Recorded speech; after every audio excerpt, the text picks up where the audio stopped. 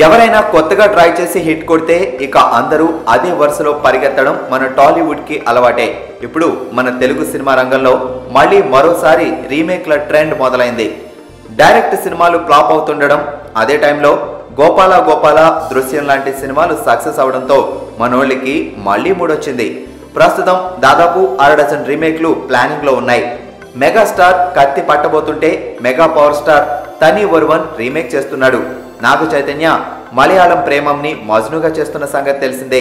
ఈ మధ్య వచ్చిన శంకరాభరణం బాలీవుడ్ ఫిల్మ్ పస్ గయారే ఒబామాకి రీమేక్ కాగా, రిలీజ్ కి రెడీగా ఉన్న మామ మంచు అల్లుడు కంచు కూడా ఓ రీజనల్ లాంగ్వేజ్ కి రీమేకే.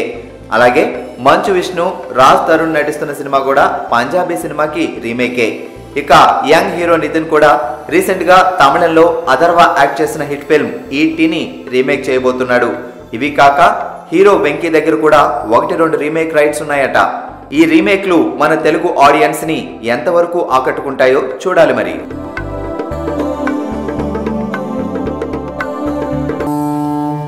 వైజాగ్ లో బేవర్స్ గా తిరిగే వాళ్లలో ఓ సర్వే నిర్వహిస్తే అందులో మొదటి పేరు నీది, రెండో పేరు నీ పేరు వచ్చిందిరా. సర్వే అవుట్ చేశాడు కానీ ఆడికి సన్మానం చేయొచ్చు.